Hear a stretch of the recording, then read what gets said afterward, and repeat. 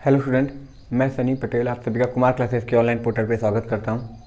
बाबू, जैसा कि हम लोग जानते हैं एग्ज़ाम आप लोगों के लिए ज़्यादा दूर नहीं है, ठीक है। तो इस समय क्या है, एमसीक्यू के साथ साथ क्विक रिवीजन बहुत ज़रूरी है कि 2 दिन 3 दिन पे हमेशा क्या हो, क्विक रिवीजन होता रहना चाहिए, ठीक है। क्विक रिवीजन का मतलब फॉर्मूला देखें, इंपॉर्टेंट पन्ना पलटे, ठीक है। क्योंकि अगर इंपॉर्टेंट न्यूमेरिकल आए तो उससे हमसे छूटे ना, क्योंकि न्यूमेरिकल से ही क्या हो कि हम कट ऑफ में थोड़ा थोड़ा लेवल करके ऊपर बढ़ते चले जाएंगे, ठीक है। तो हम लोगों ने सोचा, फैकल्टी वाले सोचा, जो टेक्निकल टीम उन्होंने सोचा क्या करते हैं कि एक क्विक रिवीजन की क्या करते हैं, क्लास दे देते हैं। आज मशीन का दे रहे हैं, फिर हो सकता है कल या परसों आपको क्या हो जाए, बेसिक का मिल जाए, या फिर पावर सिस्टम स्विच गियर का भी मिल जाए, ट्रांसमिशन डिस्ट्रीब्यूशन का भी मिले, ठीक है।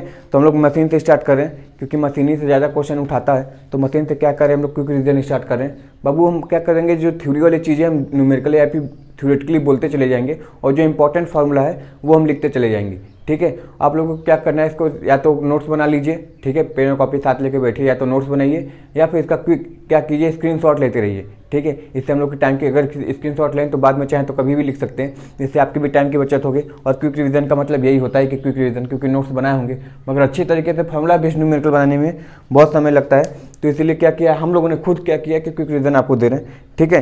तो इसका आप फायदा उठाइए, ठीक है। इसको जल्दी जल्दी पढ़ने, क्योंकि मुश्किल से 40-45 मिनट में क्या हो जाएगा, हमारे सारे मशीन के फॉर्मूले या फिर सारे लेक्चर क्या हो जाएंगे, सारे जो इंपॉर्टेंट पॉइंट्स है वो खत्म हो जाएंगे, ठीक है। तो चलिए स्टार्ट करते हैं। तो पहला क्या उठाते हैं, ट्रांसफार्मर उठाते हैं, क्योंकि सबसे सिंपल मोटर, सबसे सिंपल क्या होता है, मशीन क्या होता है हमारा, ट्रांसफार्मर ही होता है, ठीक है बाबू। चलो स्टार्ट करते हैं। तो देखो, ट्रांसफार्मर क्या है, एक ऐसी युक्ति है, एक स्थैतिक युक्ति है, जो हम वोल्टेज को कम या ज़्यादा या फिर करंट को कम ज़्यादा यूज़ करने के लिए किया जाता है, ठीक है। तो ट्रांसफार्मर क्या है, एक स्टैटिक डिवाइस है, ठीक है, डिवाइस है जो वोल्टेज या करंट को क्या करेगी, स्टेप अप या डाउन करने के लिए प्रयोग की जाती है, ठीक है बाबू। स्टेप अप या स्टेप डाउन करने के लिए प्रयोग किया जाता है, ठीक है। इसमें एक में खासियत याद रखनी पड़ती है कि ये जो करता है, पावर, फ्रीक्वेंसी या मेन फ्लक्स को बिना परिवर्तन किए, विदाउट चेंज, ठीक है, विदाउट चेंज क्या करता है, वोल्टेज या करंट को स्टेप अप या स्टेप डाउन करने की कोशिश करता है, ठीक है। एक ईएमएफ का इक्वेशन पूछता है, बहुत इंपॉर्टेंट है। ईएमएफ इक्वेशन पूछता है ट्रांसफार्मर का, बताओ ईएमएफ इक्वेशन कैसे निकलेगा, यानी जो प्राइमरी में इंड्यूस ईएमएफ हुआ या सेकेंडरी में इंड्यूस ईएमएफ हुआ है वो कैसे निकलेगा। तो उसका निकालने का तरीका है बाबू, देखो, अगर प्राइमरी में पूछता है तो क्या करेंगे, 4.44 मैक्सिमम फ्लक्स इंटू, अगर प्राइमरी है तो एनपी हो जाएगा बाबू, सही है ना, प्राइमरी है तो प्राइमरी टर्न हो जाएगा, इंटू फ्रीक्वेंसी हो जाएगा। क्योंकि फ्रीक्वेंसी प्राइमरी में या सेकेंडरी में कभी नहीं बदलता है, तो इसको केवल एफपी नहीं लिख रहे, इसलिए केवल एफपी लिख रहे हैं, ठीक है। और अगर यही सेकेंडरी में बोल दे, तो यहाँ पे क्या हो जाएगा, 4.44 हो जाएगा φm, यानी जो मैक्सिमम फ्लक्स है। अगर सेकेंडरी में बोल रहा है तो यहाँ पे बाबू हम एनएस लिख देंगे, इंटू फ्रिक्वेंसी क्या रहेगी, वही रहेगी बाबू। ये F1 नहीं है, ये कॉमा लगाएं, ठीक है, फ्रिक्वेंसी वही रह जाएगी, ठीक है। इतना अच्छी समझ में आया, क्योंकि रिवीजन चल रहा है। चलो, अब φm कभी कभी क्या कहता है, φm ऐसे ना लिख के क्या कर देगा, B इंटू ए लिख देगा। क्या लिखता है कि फ्लक्स डेंसिटी इतनी है, एरिया इतनी है, तब बताओ ईएमएफ का मान कैसे होगा। तो हमको φm का मान पता रहेगा, तभी हम क्या कर सकते हैं, इसमें पुट करके हम क्या कर सकते हैं, प्राइमरी इंड्यूस ईएमएफ या सेकेंडरी इंड्यूस ईएमएफ निकाल सकते हैं। तो φm निकलता कैसे, हम पढ़े हुए हैं, चूँकि B बराबर φm अपॉन ए होता है, तो यहाँ से हम चाहें तो φm बराबर B इंटू ए करके निकाल सकते हैं। चलो, इतना चीज समझ में आ गया होगा। अब देखो, हम सिंपल आइडियल ट्रांसफार्मर लेके चल रहे हैं बाबू, ठीक है। अगर हम आइडियल ट्रांसफार्मर में ट्रांसफॉर्मेशन रेशियो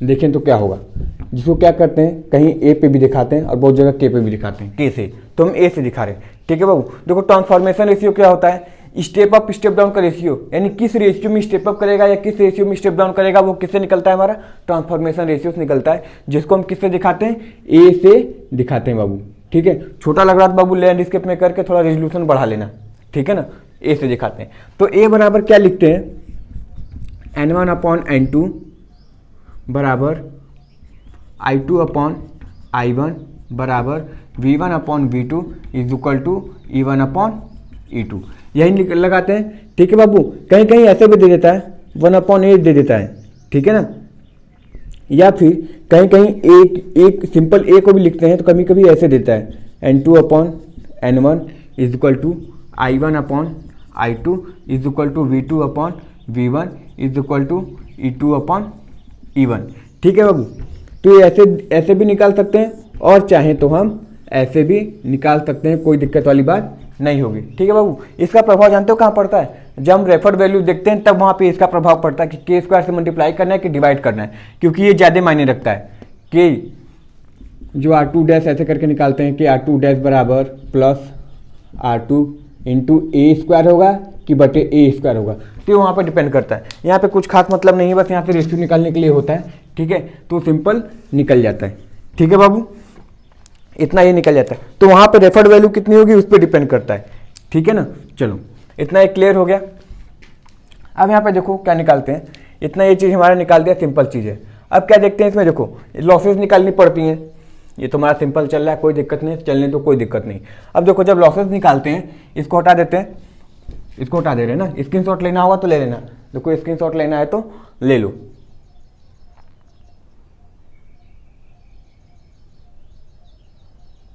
चलो इसको हटाते हैं। अब लॉसेस देखते हैं बाबू। लॉसेस दो तरीके से निकलती हैं, एक क्या होगा, एक आयरन लॉस होगा, एक कांस्टेंट लॉस होगा। सॉरी, एक आयरन लॉस होगा, एक कॉपर लॉस होगा।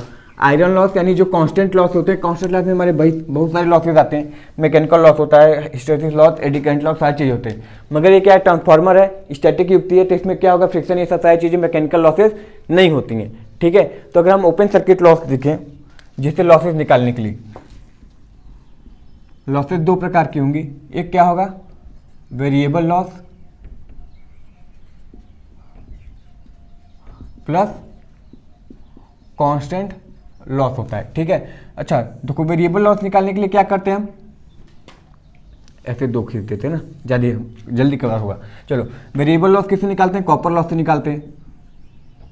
वेरिएबल लॉस हमारा कॉपर लॉस है ना, ये निकलता है कैसे, शॉर्ट सर्किट टेस्ट से निकलता है। याद रखना किससे निकलता है, शॉर्ट सर्किट टेस्ट से निकलता है बाबू। ठीक है, अच्छा इसमें देखो शॉर्ट सर्किट क्या करते हैं, इसमें लो वोल्टेज को शॉर्ट करते हैं, शॉर्ट सर्किट करते हैं, ऐसे लिख दिया नहीं शॉर्ट सर्किट। ठीक है, लो वोल्टेज वाइंडिंग को शॉर्ट सर्किट करते हैं तथा हाई वोल्टेज साइड सारे इंस्ट्रूमेंट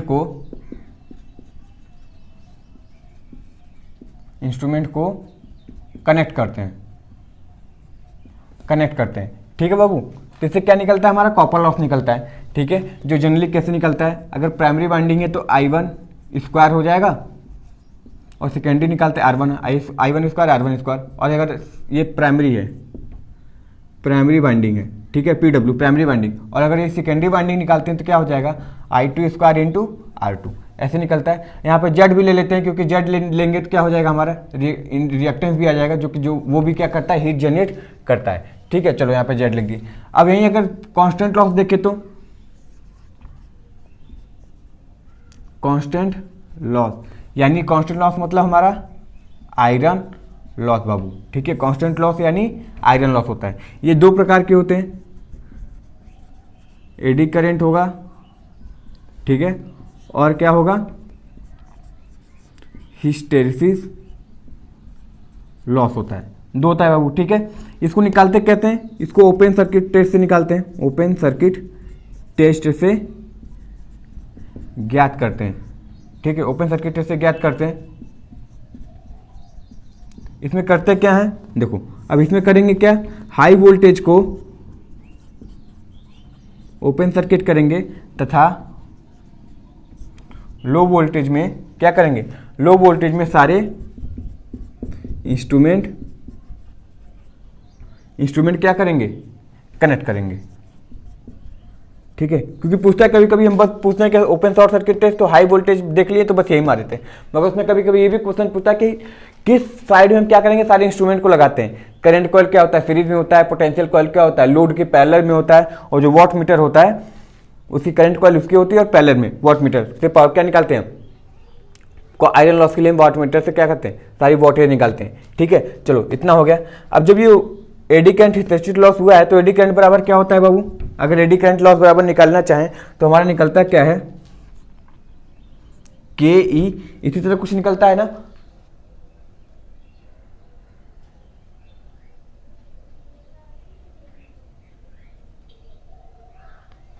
ठीक है, इसी तरह निकलता है ना। चलो अब एडी करंट बराबर क्या हो जाएगा, अगर एडी करंट बराबर लिखे तो कोफिशिएंट हो जाएगा बी मैक्स का स्क्वायर हो जाएगा एफ स्क्वायर टी स्क्वायर, यही होता है बाबू, और बी स्क्वायर, तीनों चीज़ें आ जाती हैं, ठीक है ना। और अगर हिस्टैरिसीस लॉस निकालते हैं तो क्या होता है के एच, यही होता है के एच होगा, फिर क्या होगा बी एम का स्क्वायर एफ स्क्वायर, ये बी स्क्वायर होता है। देखो वो पहले होता था बी 1.6, ठीक है। अब तुम यहाँ पे सोचोगे सर जी बी एम पे बी स्क्वायर क्यों लगा दी, तो बाबू वो पुरानी बातें थी, छोड़ो कल की बात है, कल की बात पुरानी।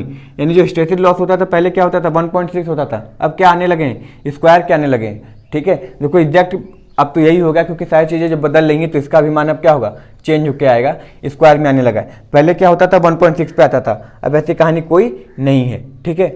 अब ये भी क्या हो गया है स्क्वायर पे आने लगा है, ठीक है बाबू। अच्छा अब यहाँ पे देखो क्या देखना है, जो हम क्या करते हैं कॉपर लॉस निकालते हैं वो किस पे निकालते हैं, कॉपर लॉस, देखो चीज़ इंपॉर्टेंट छूट गया था, लिख देते हैं। कॉपर लॉस रेटेड करंट पे निकालते हैं, रेटेड करंट पे ज्ञात करते हैं, और कांस्टेंट लॉस रेटेड वोल्टेज पे निकालते हैं, ये चीज़ याद रखना।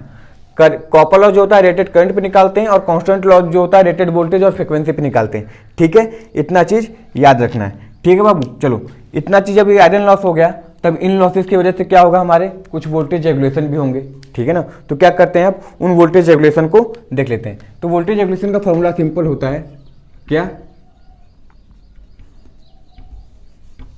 We no load minus V F L upon V F L होता है, ठीक है। No load minus full load upon full load, ये क्या होता है वोल्टेज रेगुलेशन होता है, इसको याद रखना। वोल्टेज रेगुलेशन अगर परसेंटेज में निकालना है तो इंटू 100 कर देंगे, ठीक है बाबू। देखो वोल्टेज रेगुलेशन क्या होगा, निगेटिव भी हो सकता है, सही है ना।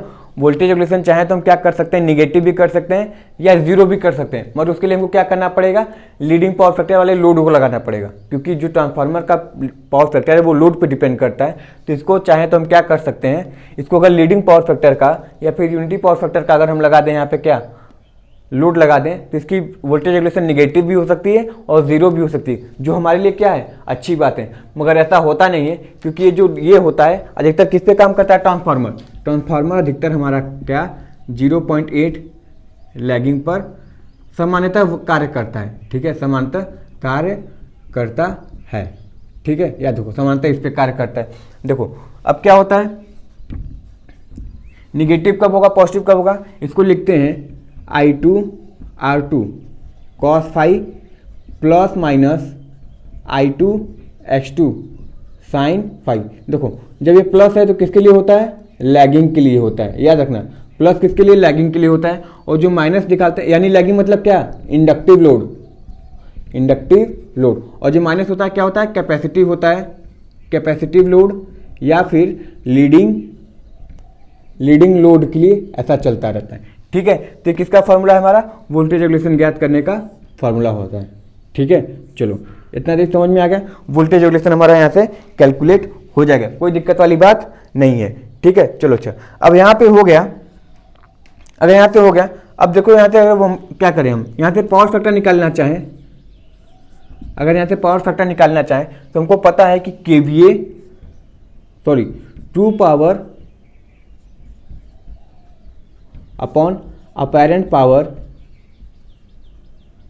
अपेरेंट क्या होता है इसे पावर फैक्टर, 2 पावर मतलब वास्तविक शक्ति बटे आभासी शक्ति निकाल दें तो हमारा क्या निकल जाएगा, पावर फैक्टर आसानी से निकल जाएगा, क्योंकि को पता है V I cos phi upon apparent का क्या होता है वी आई से वी आई कट जाएगा और बचेगा क्या हमारा कॉस फाई, और यही तो पावर फैक्टर है हमारा, कॉस फाई पावर फैक्टर है। यानी कॉस फाई निकालने को बोले पावर फैक्टर निकालो तो 2 पावर अपॉन अपेरेंट पावर कर देंगे तो हमारा क्या हो जाएगा, कॉस पावर फाई यानी पावर फैक्टर हमारा निकल कर चला आएगा, जो अधिकतर किस में निकलेगा, हमारा लैगिंग में ही निकलेगा, ठीक है, अधिकतर लैगिंग में ही निकलता है। अगर एफिशिएंसी की बात करें बाबू, देखो इतना सही हो गया। अगर एफिशिएंसी की बात करें, इतना चीजें, अगर एफिशिएंसी की बात करें तो हमको पता है क्या होता है, आउटपुट अपॉन इनपुट ही होता है। ठीक है, इनपुट को और क्या लिख सकते हैं, output upon output plus losses लिख सकते हैं। ठीक है, लॉसेस हमारे कौन कौन से हैं, तो आउटपुट अपॉन इनपुट प्लस क्या हो जाएगा, variable losses plus constant losses, सभी को कांस्टेंट लॉसेस सभी को जोड़ दें तो हमारा क्या निकल जाएगा, एफिशिएंसी निकल जाएगी। ठीक है, क्योंकि एफिशिएंसी कितनी होती है, लगभग ये स्टैटिक डिवाइस है और इसमें जो कोर जो फ्लक्स होता है प्राइमरी से सेकेंडरी वो कोर से होकर जाता है। ठीक, कहाँ से होकर जाता है, कोर से होकर जाता है, जिसकी एफिशिएंसी बहुत ज़्यादा होती है, लगभग 98 से 99% तक इसकी एफिशिएंसी होती है। ठीक है, चलो इतना चीज़ समझ में आ गया। इसमें देखो कभी कभी और पूछता है कि ये बताओ यहाँ से कि फुल लोड पे इतना कॉपर लॉस है तो बताओ हाफ लोड पे कितना होगा, यही पूछता है ना कि फुल लोड पे अगर 1600 वाट है तो हाफ लोड पे बताओ कितने कॉपर लॉस होंगे। तो उसका निकालने का तरीका क्या है, पी कॉपर लॉस किस लोड पे पूछा है इसलिए पीसीएम लिख दिए। वो कैसे निकलेगा, लोड, ये लोड है, कितनी लोड पे बोला है, लोड का स्क्वायर इंटू पीसीएफ यानी फुल लोड पे। अगर ये हाफ बोलेगा तो हाफ का स्क्वायर करना है हाफ लोड पे, अगर परसेंटेज बोलेगा 75% बोला तो 75/100 का स्क्वायर करना पड़ेगा। यानी जो भी बोले हम यहाँ से क्या कर सकते हैं, कॉपर लॉस किसी भी लोड पर निकाल सकते हैं, किसी भी लोड पर 5% ही क्यों ना कम करने के लिए बोले। समझ में आया, इतना हो जाएगा। चलो ये तो अधिकतर पावर ट्रांसफार्मर के लिए चल रहा है बाबू। ठीक है, ये किसके लिए चल रहा है, पावर ट्रांसफार्मर के लिए। स्क्रीनशॉट लेना है तो ले लो। ठीक है, स्क्रीनशॉट। चलो अब अगला देखते हैं। मगर जब डिस्ट्रीब्यूशन ट्रांसफार्मर की बात करेगा,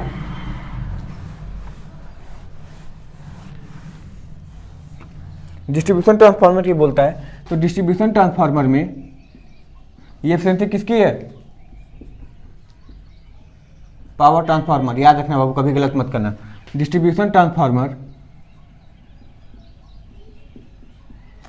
हमेशा 24 घंटे के लिए क्या होता है, हमारे साथ कनेक्ट रहता है, हमारे साथ हमेशा 24 घंटे के लिए लगा रहता है। ठीक है, तो इसकी जो एफिशिएंसी निकालती हैं वो कैसे निकालते हैं, ऑल डे एफिशिएंसी के हिसाब से, ऑल डे एफिशिएंसी निकालते हैं, ऑल डे एफिशिएंसी पे। इसलिए इसकी क्या होती है, थोड़ी एफिशिएंसी कम हो जाती है, और वो जो एफिशिएंसी कम होती है वो कितनी होती है, 60 से 70% के अप्रॉक्स में होती है, 60 से 70% बाबू। ठीक है, मगर कहीं कहीं बुकों में 50% लिखा है और अभी तक ट्रेंडिंग है तो 50% ही चलते आ रहा है।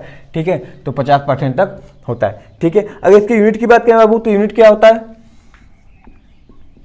इसकी यूनिट क्या होती है किसी भी ट्रांसफार्मर की, तो KVA यानी अपेरेंट पावर। क्यों ऐसा KVA लिखें, किलोवाट नहीं लिखें, क्योंकि इसकी रेटिंग हमको नहीं पता बाबू ना। इसकी जो रेटिंग है यानी अरे इसकी जो पावर फैक्टर है ये किस पर डिपेंड करता है, पावर फैक्टर लोड पर डिपेंड करता है, लोड पर डिपेंड करता है, इसलिए हमको ऐसा करना पड़ रहा है। ठीक है बाबू, तो मोटा मोटा क्या हुआ, हमारा ट्रांसफार्मर क्या हो गया, क्लियर हो गया। ठीक है, मोटा मोटा हम लोग क्या कर लिए, ट्रांसफार्मर क्लियर कर लिए। तो अब इसके बाद हम क्या करते हैं, 3 फेज इंडक्शन मोटर पढ़ते हैं। ठीक है, 3 फेज इंडक्शन मोटर का जिक्र कर लेते हैं। ठीक है बाबू, क्या कुछ प्रॉब्लम है क्या, चलो ओके सही। अब क्या करते हैं, यहाँ पे हम पढ़ते हैं 3 phase induction motor. Transformer quick revision हो गया। ठीक है, इससे बाहर कुछ नहीं, छोटा छोटा मोटा मोटा फॉर्मूला ज़्यादा इंपॉर्टेंट के लिए, ये लेक्चर मेनली किसके लिए, फॉर्मूले के लिए, कि फॉर्मूला कभी गलत ना हो या फिर न्यूमेरिकल है तो छूटे ना। चलो अब 3 फेज इंडक्शन मोटर की बात करते हैं।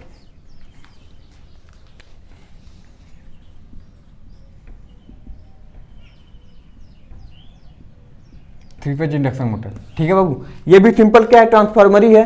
अगर इसके रोटर को हम शॉर्ट सर्किट कर दें और घुमाए ना, यानी रोटेट ना करें, तो हमारा क्या है, ट्रांसफार्मर हो गया। या फिर ट्रांसफार्मर को क्या करें, सेकेंडरी शॉर्ट करके उसको रोटेट करा दें तो वो भी हमारा क्या हो जाएगा, 3 फेज इंडक्शन मोटर हो जाएगा। ठीक है, तो अगर रोटेट करेगा तो सिंक्रोनस स्पीड पहले निकालनी पड़ेगी। सिंक्रोनस स्पीड क्या होता है, वह स्पीड जिसपे हमारा स्टेटर फ्लक्स या रोटर फ्लक्स क्या करते हैं, रोटेट करते हैं, उसे को क्या बोलते हैं, सिंक्रोनस स्पीड कहते हैं। ठीक है, कभी भी रोटर क्या होता है, सिंक्रोनस स्पीड को नहीं पकड़ पाएगा। ठीक है, क्योंकि 3 फेज इंडक्शन मोटर सारी लॉसेस होती हैं। इसको हमको सिंक्रोनस स्पीड पकड़ाने के लिए डबल एक्साइटेड करना पड़ेगा, जो कि हम कहाँ पे करते हैं, सिंक्रोनस मोटर पे करते हैं बाबू। ठीक है ना, चलो यहाँ पे तो जब सिंक्रोनस स्पीड निकालते हैं तो क्या हो जाएगा, 120F/P।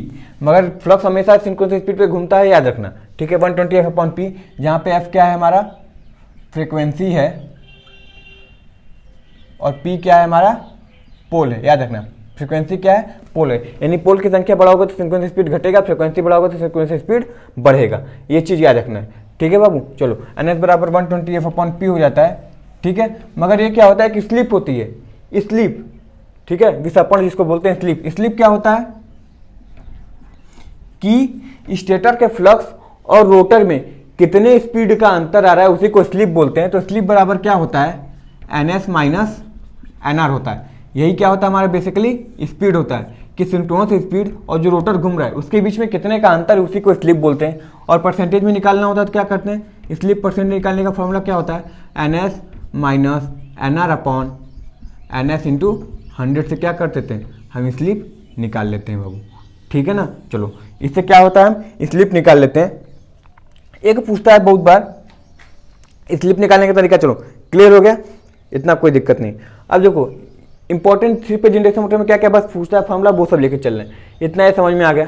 अब क्या होता है, इसमें भी कांस्टेंट लॉस और वेरिएबल लॉस निकलेंगे। तो कांस्टेंट लॉस फिर वही क्या करते हैं, उसी सिनबर्न टेस्ट का प्रयोग करते हैं, हॉपकिंसन टेस्ट का प्रयोग करते हैं, ठीक है बाबू। क्या निकालने के लिए, कांस्टेंट लॉस निकालने के लिए। देखो लॉसेस निकालने के लिए,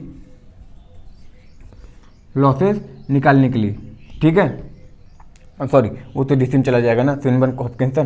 चलो यहाँ पे क्या करते हैं, लॉसेस निकालना है। तो लॉसेस इसमें भी 2 प्रकार के होंगे, क्या होगा, कांस्टेंट लॉस और दूसरा क्या होगा, वेरिएबल लॉस होगा। कांस्टेंट लॉस हमारा बाबू फिर वही चलेगा, क्या, कॉपर लॉस, जो कि रोटर में के वाइंडिंग में होगा और स्टेटर के वाइंडिंग दोनों में होगा, ठीक है। और ये उल्टा हो गया, यहाँ पर कांस्टेंट लॉस हमारा क्या होगा, आयरन लॉस होता है, ठीक है, जिसमें क्या आएंगे, पहले एडी करंट आएगा प्लस क्या होगा, हिस्टेसिस लॉस आएंगे, ठीक है बाबू। अगर वेरिएबल में देखते हैं तो क्या आता है हमारा, कॉपर लॉस आता है, कॉपर लॉस आता है, ठीक है। अगर स्टेटर में देखते हैं तो क्या लिखेंगे, स्टेटर के करंट इंटू जेड लिख देते हैं, स्टेटर का रोटर यानी क्या हो जाएगा, इम्पिडेंस, ठीक है ना, I² ZD स्टेटर का हो गया। रोटर का देखेंगे तो क्या हो जाएगा, IR² इंटू ZR लिखना पड़ेगा रोटर के लिए। तो इससे क्या निकलेगा हमारा, कॉपर लॉस निकलेगा, ठीक है बाबू। चलो इतना क्लियर है, इतना क्लियर हो गया होगा। चलो नीचे देखिएगा। अब यहाँ पे देखो एक छोटी सी चीज बताते हैं, तो इससे भी क्या निकल जाएगा, कांस्टेंट लॉस और वेरिएबल लॉस वही निकलता है। कांस्टेंट लॉस हर जगह वही, एडी करंट हिस्टेरिसिस लॉस का फॉर्मूला एक बार लिखवा दिए, वही एक बार पढ़ लियो, उतना बहुत है, वो हर जगह वही काम करते हैं। और कॉपर लॉस भी उसी तरह निकलता है। कॉपर लॉस अधिकतर वाइंडिंग में होगा और ये जो कांस्टेंट लॉस होता है अधिकतर क्या होगा, कोर में होता है बाबू, ठीक है ना, कोर में होता है। चलो अब यहाँ पे देखते हैं, अगर यहाँ पे हम टॉर्क निकालना चाहें तो टॉर्क का फॉर्मूला होता है क्या, टॉर्क का फॉर्मूला होता है P/ω होता है, याद रखना। टॉर्क का फॉर्मूला P/ω होता है, ठीक है, ओमेगा। तो ओमेगा की वैल्यू क्या लिख देते हैं, 2πn भी रख देते हैं तो कोई दिक्कत नहीं होता है। तो टॉर्क बराबर P/ω होता है। इस हिसाब से यूनिट क्या देखते हैं तो क्या हो जाता है, वॉट पर रेडियन, चाहे तो ऐसे भी निकाल सकते हैं, नहीं तो टॉर्क तो जानते ही क्या होता है, न्यूटन पर मीटर चलता है। तो टॉर्क कभी कभी पूछ लेता है, ठीक है। अब इसके बाद दूसरी पॉइंट देखते हैं, कभी कभी क्या पूछता है कि ये बताओ कि जो कॉपर लॉस है वो कैसे निकलेगा। तो कभी स्लिप दे देगा और आयरन लॉस का मान दे देता है, ठीक है,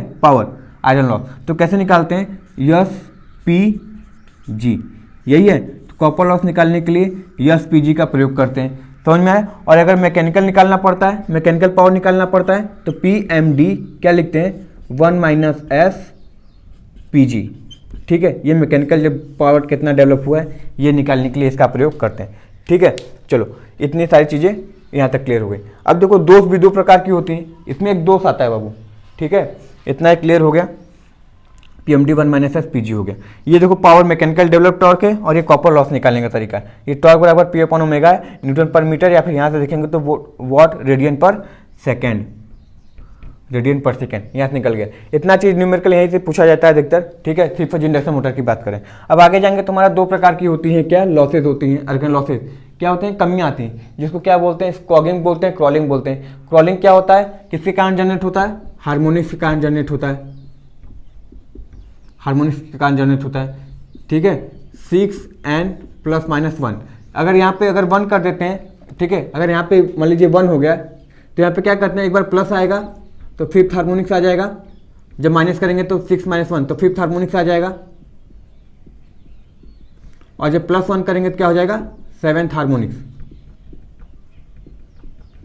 ठीक है, इसको क्या बोलते हैं, बैकवर्ड हार्मोनिक्स, यानी क्योंकि पीछे गया है ना, तो बैकवर्ड हार्मोनिक्स, और इसको फॉरवर्ड हार्मोनिक्स। तो क्रॉलिंग में क्या होता है, हमेशा फॉरवर्ड हार्मोनिक्स से इंपॉर्टेंट होता है। अब इस पर न्यूमेरिकल क्या पूछता है, क्योंकि जब ये सेवंथ हार्मोनिक्स देगा तो जो हमारी स्पीड हो जाती है वो कितनी हो जाती है, n/7 हो जाती है। ये क्या है, हमारी स्पीड है, स्पीड क्या हो जाती है, n/7 हो जाती है, और जो फ्रिक्वेंसी होती है वो क्या हो जाती है, f/7 हो जाती है। 7f फ्रिक्वेंसी, यानी 7 गुना फ्रिक्वेंसी, स्पीड कितनी हो जाएगी, 7 गुना कम हो जाती है, इसलिए बोलते हैं क्रॉलिंग मतलब रिंग रिंग चलता है बाबू। ठीक है ना। और दूसरा देखते हैं फिफ्थ हार्मोनिक्स जो होता है, इसमें जो क्रॉलिंग हो रहा है उसके लिए उत्तरदायी नहीं है। दूसरा क्या होता है, कॉगिंग होता है, जिसमें क्या होता है कि रोटर स्टेटर के स्लॉटों के बीच इतना अलाइनमेंट फोर्स लगता है कि वो एक दूसरे को बढ़ने नहीं देते। इसको कॉगिंग यानी इंटरलॉकिंग करते हैं, मैग्नेटिक लॉकिंग करते हैं, वो आपस में क्या कर लेते हैं, रोक लेते हैं बाबू। ठीक है, बढ़ने नहीं देते। तो उसके लिए क्या करते हैं हम, स्लॉटों की संख्या कभी भी क्या करते हैं, न रोटर का स्लॉट की संख्या देखें या स्टेटर का, किन्हीं एक को कम ज्यादा करके रखते हैं, जिससे क्या होता है, अलाइनमेंट फोर्स नहीं रहता है, या फिर उसको तिरछा भी कर देते हैं तो वो अलाइनमेंट फोर्स नहीं रहता है। ठीक है बाबू। अब देखो कभी कभी मैक्सिमम टॉर्क के लिए पूछता है कि ये बताओ मैक्सिमम टॉर्क किस पर डिपेंड करता है। ठीक है, किस पर डिपेंड करता है, डिपेंड करता है। तो याद रखना बाबू, जो मैक्सिमम टॉर्क है हमेशा किस पे डिपेंड करता है, x2 पे, यानी रोटर के रिएक्टेंस पे। x2 मतलब रोटर का रिएक्टेंस। मैक्सिमम टॉर्क जो होता है हमेशा x2 के रिएक्टेंस पे डिपेंड करता है। और जबकि कभी कभी तुम लोग R2 मार देते हो, क्योंकि पता है कि मैक्सिमम टॉर्क के लिए R2/x2 लिखते हो, यही लिखते हो ना, S = R2/x2। तो देखो वो ये क्या है, R2 पे डिपेंड क्या करता है कि मैक्सिमम टॉर्क पे कितना स्पीड है वो R2 पे डिपेंड करता है। समझ में आया ना, x2 पे क्या डिपेंड करता है, मैक्सिमम टॉर्क कितना है। समझ में आया। और देखो R2 पे क्या क्या चीजें डिपेंड करती हैं, R2 पे हमारा डिपेंड क्या करेगा, full load torque, full load torque plus क्या हो जाएगा, स्टार्टिंग टॉर्क, स्टार्टिंग टॉर्क। और x2 पे क्या क्या डिपेंड करेगा, x2 पे जो रोटर का रिएक्टेंस और ये रोटर का रेजिस्टेंस है, तो रोटर के रिएक्टेंस पे तो सारी चीजें करती हैं, मैक्सिमम भी डिपेंड करता है, फुल भी डिपेंड करता है, और स्टार्टिंग, तीनों टॉर्क किस पे डिपेंड करते हैं, इस पे डिपेंड करते हैं बाबू। ठीक है, फिर वोल्टेज रेगुलेशन निकालना है तो फिर वही निकालेंगे, VR बराबर क्या हो जाएगा, V no load minus VFL upon VFL, no load minus full load upon full load, यही फॉर्मूला होता है। एफिशिएंसी लगभग कितनी होती है, 85 से 95 तक क्या होती है इसकी एफिशिएंसी होती है, किसकी, 3 फेज इंडक्शन मोटर की। ठीक है, आई होप ये क्लियर हो गया होगा, इतना हो गया होगा। ठीक है, चलो अच्छा यहाँ पे एक स्लिप रिंग इंडक्शन करें, ये हो गया। अब देखो सिंगल फेज में क्या होते हैं, सारी की सारी क्या पूछते हैं, थ्योरी बेस्ड क्वेश्चन है, या फिर यूज पूछता है, तो इसमें एक चीज है जो इसको क्लियर कर देते हैं। ठीक है, सिंगल फेज इंडक्शन मोटर के लिए उसमें बस क्या पूछता है कि स्टेपर एंगल बताओ, स्टेपर मोटर का स्टेपर एंगल कितना होगा। तो उसको निकालने का तरीका क्या होता है,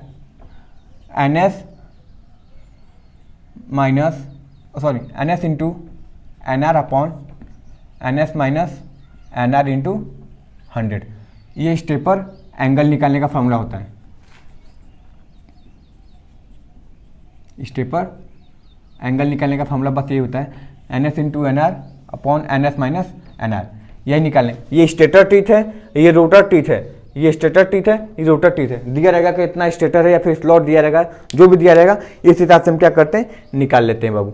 ठीक है, बस यही कि स्टेपर एंगल कभी कभी पूछता है तो NS into NR upon NS minus NR into 100 कर देते हैं, निकल जाता है बाबू। ठीक है, चलो ये हमारा खत्म हो गया, और हमारा क्या हो गया, सिंगल फेज इंडक्शन मोटर भी खत्म हो गया। अब अगला क्या देखेंगे हम, DC मोटर देख लेते हैं। ठीक है बाबू, तो अब क्या देखें हम लोग, DC मोटर हम लोग को दिखना है, चलो यानी DC मशीन देखना है, हटा दें इसको।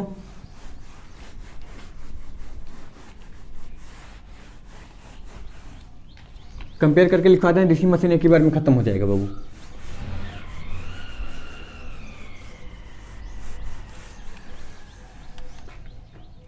देखो DC मशीन में जो इंपॉर्टेंट बनता है बस वही लिखवा रहे हैं बाबू। ठीक है ना, यहाँ पे क्या लिख देते हैं, DC मशीन,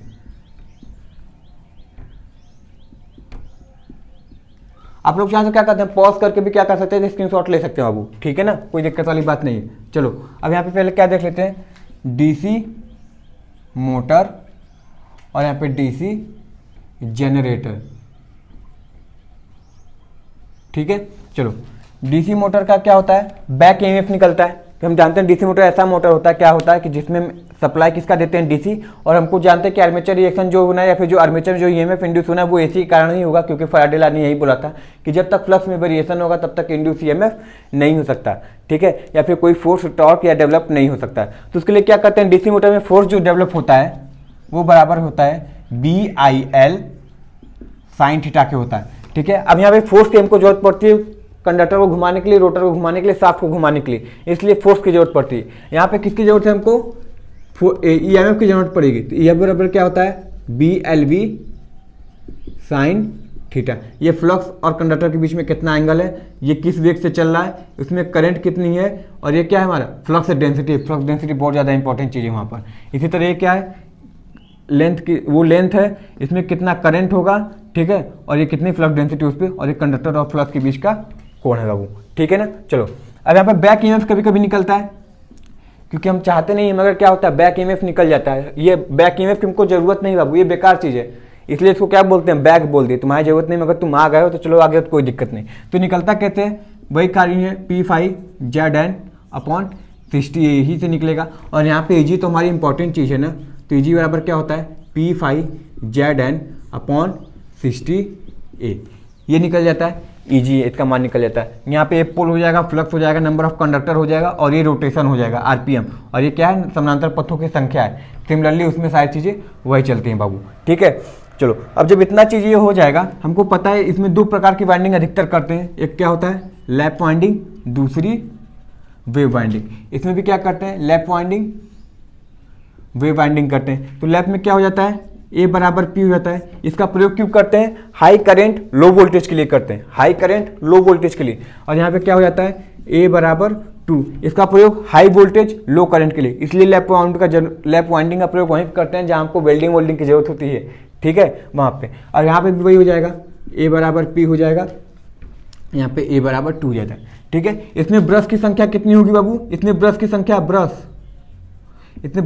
2, और इसमें ब्रश की संख्या जितने नंबर ऑफ पोल हैं, ठीक है। इसमें सिमिलरली वही चलेगा और इसमें भी वही चलेगा, यहाँ तक कोई दिक्कत नहीं होनी चाहिए बाबू, ठीक है ना। चलो यहाँ पे हो गया। अब देखो EB बराबर, हम कभी कभी क्या होता है इक्वेशन देता है, क्योंकि हमको पता है कि जो N होता है वो डायरेक्टली प्रोपोर्शनल टू EB/5 होता है। ये याद रखना बहुत इंपॉर्टेंट है, इससे रिलेशन तुम बनाकर बहुत आसानी से किसी भी चीज़ को सॉल्व कर सकते हो, रिलेशन देख होता है। यहाँ पर भी अगर NS लिखे तो N क्या होता है EG/5 लिख देते हैं, ठीक है। अब EB का मान कैसे निकलता है, देखो कोई सर्किट ले लेते हैं हम यहाँ पे, ठीक है। ये क्या है हमारा, कोई सिंपल लेके चलते हैं बाबू, ठीक है। ये रेसिस्टेंस है, ये आर्मेचर है, इसमें करंट बहने वाली, ये डीसी मोटर से सप्लाई देंगे इसको, ठीक है ना। इसको सप्लाई देंगे तो कौन सा करंट आया, IA है, इसका रेसिस्टेंस RA है। और यहाँ पे क्या है हमारा, ये V है, ठीक है ना, V लिख देते हैं क्योंकि सप्लाई वोल्टेज है। और यहाँ पे क्या होगा हमारा, बैक ईएमएफ जनरेट होगा, वहाँ पे लिख देते हैं, ठीक है। तो अगर KVL लगाएंगे तो KVL लगाने पे क्या हो जाएगा हमारा, V बराबर, देखो V बराबर क्या हो जाएगा, EB प्लस IA RA हो जाता है, ठीक है। तो यहाँ पे अगर हम लिखना चाहें, अब इसको हटा देते हैं बाबू, V बराबर क्या होता है हमारा EB प्लस IA RA।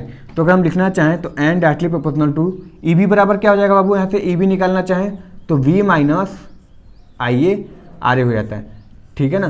तो EB बराबर क्या हो जाएगा, V माइनस IA RA/5, ये इतना निकल जाता है। इसको याद रखना, यही कंट्रोलिंग में काम देता है, क्योंकि जब हम रेसिस्टेंस का मान बढ़ाते हैं, आर्मेचर में रेसिस्टेंस लगा देते हैं तो इसका मान कम हो जाता है, जिससे क्या होता है स्पीड कम हो जाती है। इसलिए बोलते हैं कि आर्मेचर कंट्रोल क्या करता है, यहाँ पे लिख देते हैं, आर्मेचर कंट्रोल बेस स्पीड से कम पे करने के लिए आर्मेचर कंट्रोल मेथड का प्रयोग क्यों करते हैं, बेस स्पीड से कम करने के लिए, ठीक है। और ये क्या है हमारा फील्ड फ्लक्स है, फील्ड फ्लक्स है, ठीक है। और फील्ड फ्लक्स का प्रयोग फील्ड कंट्रोल लिख देते हैं, फील्ड कंट्रोल क्यों होता है, बेस स्पीड से ज़्यादा के लिए प्रयोग करते हैं, क्या, फील्ड फ्लक्स कंट्रोल मेथड बाबू, ठीक है। चलो इतना समझ में आ गया। अब ये EG बराबर है, तो यहाँ पे अगर हम EG निकालना चाहें तो EG बराबर हमारा क्या होता है, EG जो बाहर मिलेगा वो कितना होगा, V प्लस IA RA। क्यों? जो जनरेटेड EMF आर्मेचर में हुआ है वो बाहर जाते जाते क्या होगा, उसमें कुछ ये क्षय होगी, तो वो क्षय प्लस कितना बाहर मिल रहा है उन दोनों को जोड़ रहे तो हमारे क्या होगा, जनरेटर के बराबर होगा। तो EG बराबर क्या हो जाएगा, V प्लस IA RA के बराबर हो जाएगा। ठीक है बाबू, चलो इतना ही हो गया। अब ये कंट्रोल मेथड तो तुमको पता ही कंट्रोल कैसे होता है, ये इंपॉर्टेंट है, बस इतना ही से क्या होता है तुमको न्यूमेरिकल पूछे जाते हैं। ठीक है, यहाँ से हटा दे। चलो इसको हटा के ऊपर देखते हैं कुछ चीजें। कितना हुआ बाबू, 35 मिनट हो गया है। चलो तो ये समझ में क्लियर हो गया। DC motor high starting torque कौन देता है, हमारा डीसी सीरीज मोटर क्या देंगे, हाई स्टार्टिंग टॉर्क देगा। कम्युनिटी कंपाउंड मोटर ऐसा होता है जिसमें सीरीज और शंट दोनों की क्वांटिटी होती है।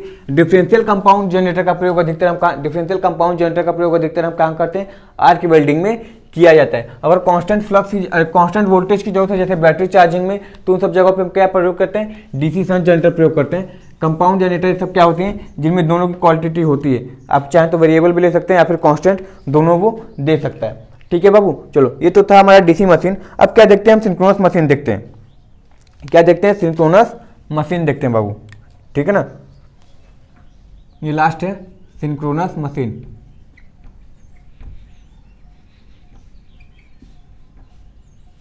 सिंक्रोनस मशीन, इसमें भी कंपेयर यानी तुलना करके पढ़ाएंगे, आसानी से याद होगा, सिंपल रहेगा, इजी होगा। ठीक है, सिंक्रोनस मशीन दो प्रकार की होंगी। क्या होगा, एक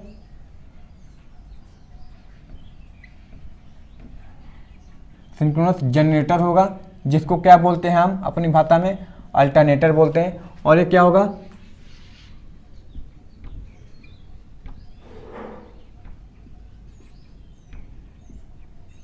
मोटर, सिंक्रोनस मोटर बोलते हैं बाबू। ठीक है, चलो सबसे इंपॉर्टेंट चीज देखो इसमें क्या होता है, ये हाई वोल्टेज जनरेट करने के लिए पैदा होते हैं, तो इसको क्या करते हैं हम, रोटर पे क्या करते हैं हम, फील्ड वाइंडिंग करते हैं।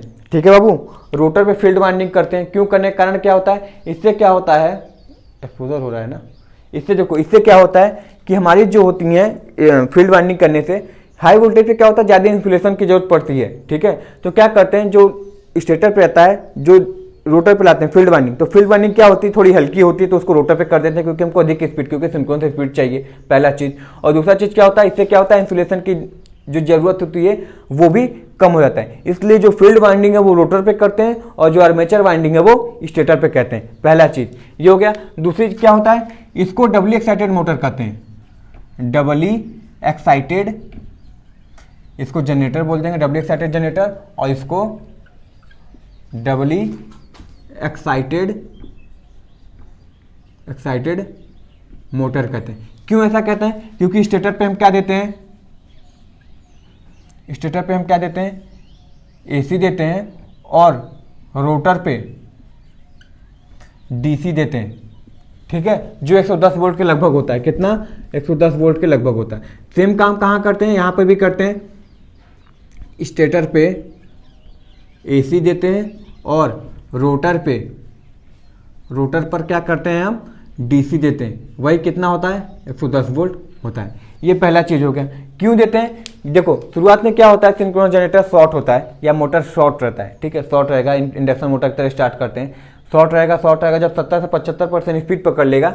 ठीक है, तो फिर क्या करते हैं, हम डीसी से सप्लाई जोड़ देते हैं, जिससे क्या होगा, फट से कूद कर कहाँ होता है, वो सिंक्रोनिज्म में पहुंच जाता है। सिंक्रोनिज्म में पहुंचने के बाद क्या होता है, स्टेटर और रोटर आपस में लॉक हो जाते हैं, फिर एक साथ घूमने लगते हैं। इसलिए बोलते हैं कि जब सिंक्रोनस स्पीड से कोई रोटर घूमने लगता है तो उसको सिंक्रोनस मोटर या सिंक्रोनस जनरेटर बोलने लगते हैं।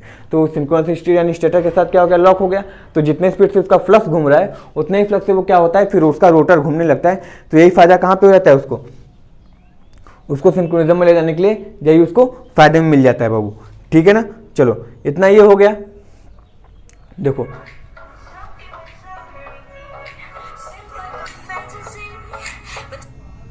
इतना हो जाता है। ठीक है, चलो बाबू, अब देखो इतना ये हो गया।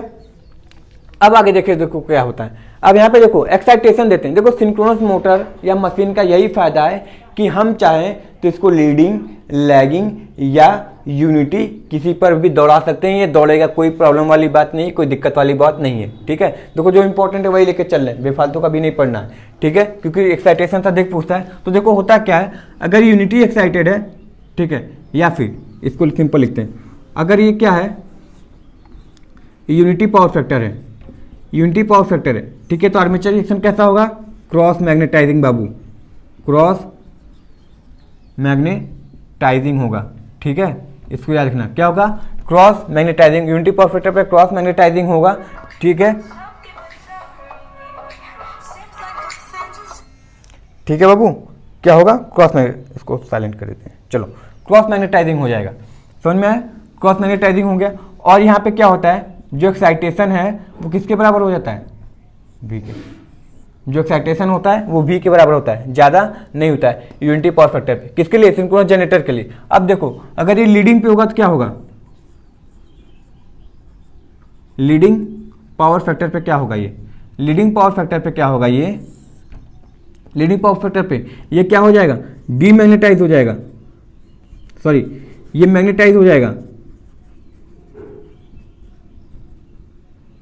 ठीक है, मैग्नेटाइज हो जाएगा। और ये क्या होगा, ओवर एक्साइटेड होगा कि अंडर एक्साइटेड होगा, तो ये क्या होगा, अंडर एक्साइटेड होगा, अंडर एक्साइटेड होगा बाबू। ठीक है, ये क्या होगा, अंडर एक्साइटेड रहेगा। इसका अंडर एक्साइटेड का मतलब क्या होगा, जो EF का मान है वो VF के मान से कम होगा बाबू, इसको याद रखो। ये बहुत पूछता है, यूनिटी पे क्या होगा, क्रॉस मैग्नेटाइज, लीडिंग पे क्या होगा, मैग्नेटाइज होगा, और ये क्या होगा, अंडर एक्साइट चलता रहेगा बाबू। ठीक है ना, चलो अंडर एक्साइटेड हो गया। अब देखो तीसरा क्या होता है, lagging power factor, lagging power factor. ये लैगिंग पावर फैक्टर में क्या होता है, ये डीमैग्नेटाइज हो जाएगा, डीमैग्नेटाइज हो जाएगा, और क्या चलेगा, ये ओवर एक्साइटेड रहेगा। ठीक है, क्या रहेगा, ओवर एक्साइटेड। अब ओवर एक्साइटेड इसका मतलब एक्साइटेशन क्या होगा, 100% से ज़्यादा हो जाएगा, 100% से ज़्यादा हो जाएगा बाबू, क्या होगा, 100% से ज़्यादा होगा। ठीक है, इतना एक क्लियर समझ में आया, ये चीज सही बाबू। चलो इतना समझ में आ गया होगा, डीमैग्नेटाइज और ओवर एक्साइटेड। चलो अब ये इसमें देखो इसका जस्ट उल्टा होता है। देखो जैसे यूनिटी है तो यूनिटी पे तो वही चलेगा, सिंक्रोनस मोटर है ना, तो यूनिटी पावर फैक्टर पे क्या होगा, ये चलेगा क्या, क्रॉस मैग्नेटाइज ही चलेगा,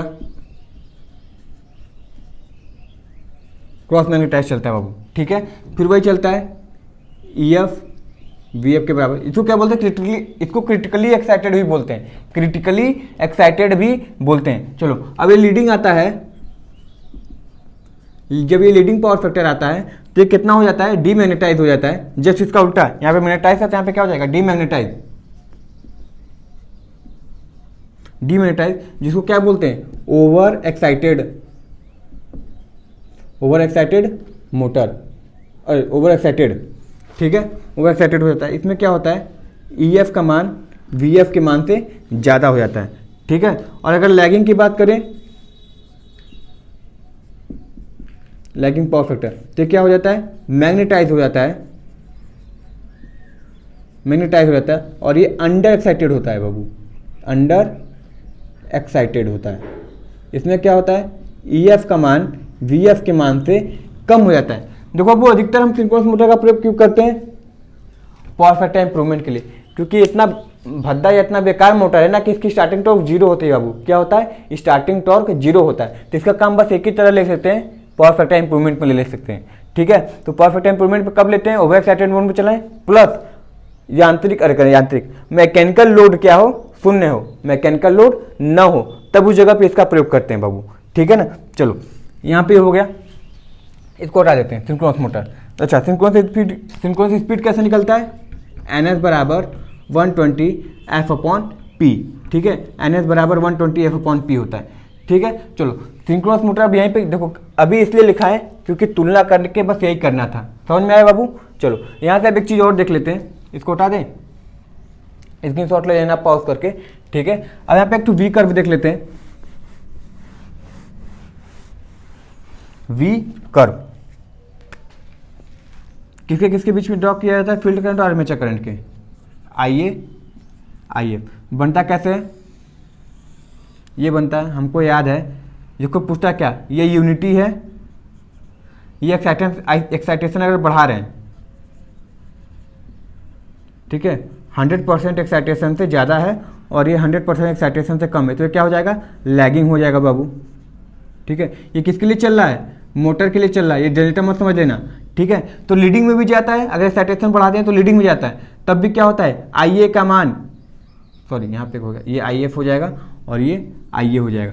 IA का मान तब भी बढ़ रहा है, देखो IA का करंट का मान क्या होगा, यहाँ पे 0 था ना, यूनिटी पावर फैक्टर पे आर्मेचर करंट का मान कम होता है, फिर लीडिंग हो चाहे लैगिंग हो, आर्मेचर करंट का मान हमेशा बढ़ता रहेगा बाबू। ठीक है, ये होता है किसमें, सिंक्रोनस मोटर में। और अगर ये जनरेटर में कर देते हैं तो जस्ट ये उल्टा कर देते हैं, जैसे जैसे आप एक्साइटेशन बढ़ाते जाएंगे बाबू ना, ये कहाँ चला जाएगा, ये लैगिंग में चला जाता है और ये कहाँ चला आता है, लीडिंग में चला आता है बाबू, लीडिंग में। ठीक है, लीडिंग में चलाता है, तब भी क्या होता है, आर्मेचर करंट का मान बढ़ता है, मगर तब ये क्या हो जाता है, अल्टरनेटर कहलाता है, अल्टरनेटर। अब अल्टरनेटर हो चाहे मोटर, आर्मेचर करंट हमेशा यूनिटी पावर फैक्टर पे सबसे कम होगा। ठीक है, यानी सबसे बढ़िया कंडीशन क्या है हमारा, यूनिटी पावर फैक्टर, क्योंकि आर्मेचर करंट सबसे कम मिल रहा था। ठीक है बाबू, चलो अब ये डायरेक्ट ये सब बनाने का तरीका फार्मूला मतलब यही था, वी कर पड़ेंगे तो उल्टा बन जाएगा, मगर पावर फैक्टर के बीच में बस ड्रॉ होने लगेगा बाबू, किसके बीच में, पावर फैक्टर के बीच में ड्रॉ होने लगेगा। ठीक है ना, उल्टा कर देंगे तो पावर फैक्टर के बीच में ड्रॉ होने लगेगा, उस समय क्या होगा, यूनिटी पावर फैक्टर पे क्या हो जाएगा, सबसे अधिक करंट हमको मिलने लगेगा। ठीक है, चलो अब इसको यहाँ पे एक ही साथ इसको बनाने का मतलब क्या भी है, और भी चीज़ अभी बताएंगे, इसलिए बताएं क्योंकि सिंक्रोनस मोटर में बस इतना ही इंपॉर्टेंट है। ठीक है, अल्टरनेटर भी आगे हम लोग लेके चल रहे हैं, मगर इसका मतलब बस इतना ही से, इसलिए सिंक्रोनस मोटर को हम हटा देते हैं। ठीक है, सिंक्रोनस मोटर यही तक की कहानी थी, इतना ही पूछता है, यहाँ पे खत्म कर देते हैं इसको। ठीक है, चलो इसको हटा देते हैं।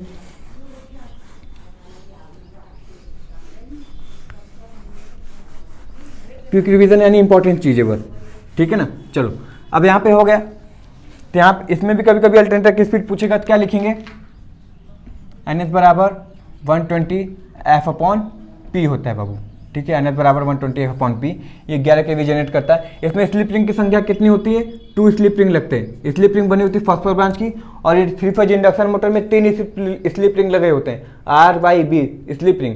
ठीक है, किसमें, 3 फेज इंडक्शन मोटर में 3 लगे होते हैं, इसमें 2 लगे होते हैं, और इस 3 फेज स्क्वायर मोटर में 0, एक भी स्लिप रिंग नहीं लगा होता है। बने किसके होते हैं, ये फॉस्फोर ब्रॉन्ज के बने होते हैं, फॉस्फोर ब्रॉन्ज के बने होते हैं बाबू। ठीक है, फॉस्फोर ब्रॉन्ज के बने होते हैं। चलो इसके बाद एक और चीज पूछता है कि बताओ पोल पिच क्या होता है, अल्टरनेटर में पोल पिच पूछता है।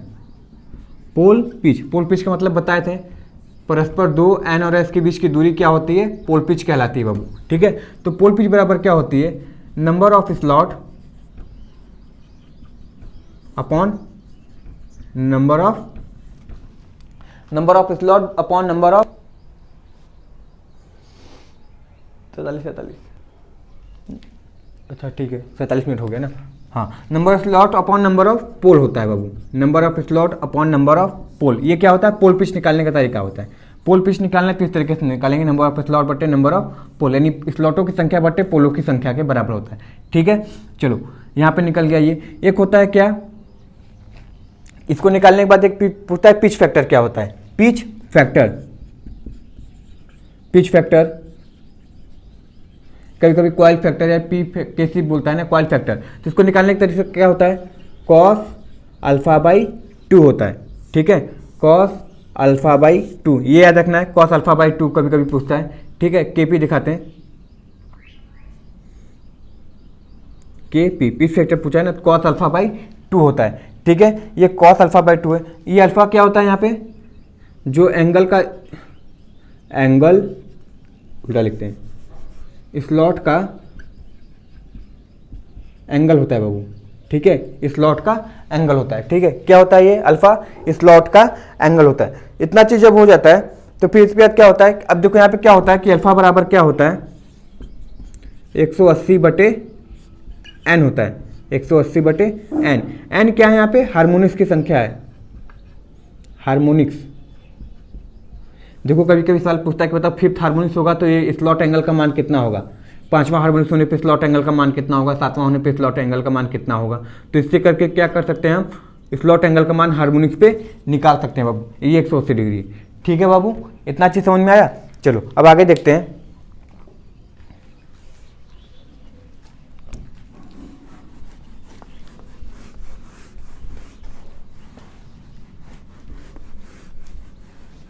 इसको उठाते हैं।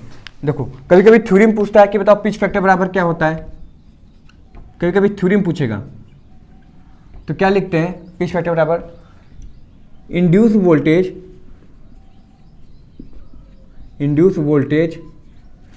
इन शॉर्ट पिच बटे induce voltage in full pitch. ठीक है, इसका मान हमेशा 1 से कम होता है बाबू, इसका मान हमेशा 1 से कम होता है, ये याद रखना। शॉर्ट पिच बताएं क्या होता है, जब दो पोलों के बीच में जो ये एन होता है ये एस होता है, अगर क्या होता है पूरी की पूरी यहाँ से, इसको हमको जाना चाहिए था कहाँ से, यहाँ से, मगर वो क्या होता है यहाँ से न जाके यहीं तो घूम जाता है, तो ये शॉर्ट जो एंगल बन जाता है, ये एंगल आ जाता है ना, इसी को क्या बोलते हैं, स्लॉट एंगल बोलते हैं, इसी को क्या बोलते हैं, शॉर्ट पिच। और फुल पिच क्या होता है, पूरा का पूरा चला जाता है, उसमें अल्फा का मान नहीं बन पाता है, इसी को पूरे जो ये पूरी दूरी होती है इसको कॉइल स्पैन भी बोलते हैं बाबू। ठीक है, तो ऐसे निकल जाएगा। अब फिर आता है डिस्ट्रीब्यूशन फैक्टर के डी बराबर क्या होता है, sine M alpha by 2 M sine alpha by 2, यही होता है। साइन लिख रहे हैं बाबू ना, ये साइन है, एम अल्फा बाई 2, अल्फा का मान वही है, क्या है, स्लॉट एंगल है। ठीक है, ये एम बराबर क्या होता है, स्लॉट पर पोल पर फेज। ठीक है, एम बराबर स्लॉट पर फेज, इतना ही होता है। ये स्लॉट एंगल ऐसे निकल जाता है बाबू। ठीक है, अगर इसको कभी कभी थ्योरम पूछता है तो कैसे लिखते हैं, के डी बराबर कैसे लिखते हैं, induced voltage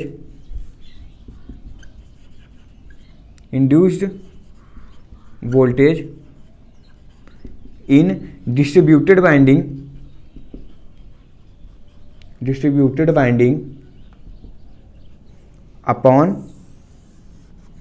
induced voltage in concentrated winding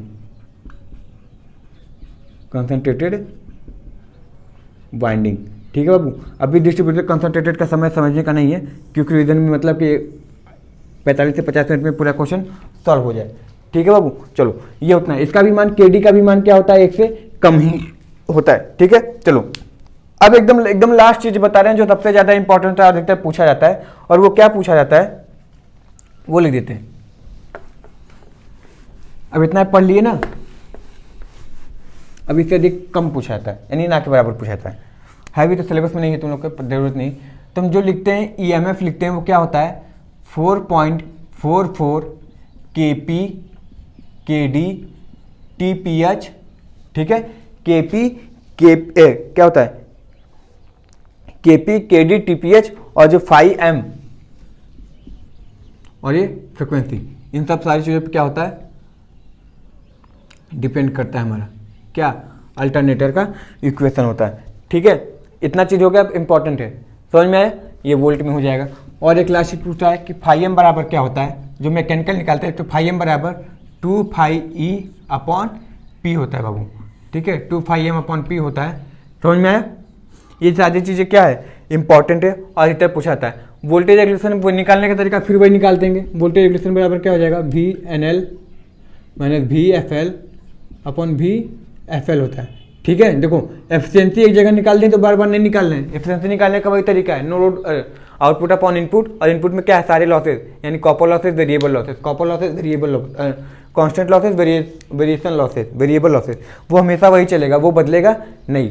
ठीक है, चलो, तो आई होप ये सेशन पसंद आया होगा। हम लोग क्या किए, जल्दी जल्दी करने की सारी कोशिश किए कि तुमको क्या हो जाए, क्विक रिवीजन मिल जाए। ठीक है बाबू ना, क्विक रिवीजन तुमको जल्दी से मिल जाए। सारी चीज़ों को डिस्कस करते हुए सारे इंपॉर्टेंट फार्मूलों को लेकर चला गया है। बार बार क्या आप चाहोगे तो तुम स्क्रीनशॉट लेके भी पढ़ सकते हो। ठीक है ना, 50 मिनट में है। ठीक है, अभी तो हमको लिखने में इतना समय लगा है, तुम लोग चाहो तो 20-25 मिनट में क्या होगा, एक हाथ से देखोगे बढ़ते चले जाओगे, देखते चले जाओगे, बढ़ते चले जाओगे। ठीक है ना, चलो थैंक यू, तो thank you very much and all the very best. इसको क्या कर देना, सबको शेयर कर देना। ठीक है ना, अपने दोस्तों यार में शेयर कर देना और लाइक कर देना पसंद आए तो। ठीक है, चलो thank you very much and all the very best.